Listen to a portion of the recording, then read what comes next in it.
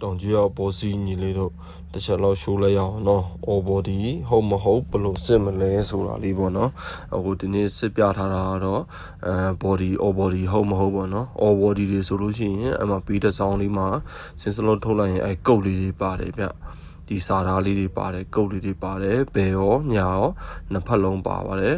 အခုကကျွန်တော်ဗီဒီယိုရိုက်ထားပေးတာဖြစ်တဲ့အတွက်တိတ်တော့မမြင်ရဘူးပေါ့နော်ဗီဒီယိုထဲမှာဒါပေမဲ့နည်းနည်းပါတော့တိတိတတ်တာတော့မြင်ရပါတယ်ဒါပေမဲ့စစ်ချင်တဲ့ဝယ်မယ်ဆိုလို့ရှိရင်ဒီကောင်လေးအရင်ဆုံးတစ်ချက်စစ်ကြည့်ပေါ့နော်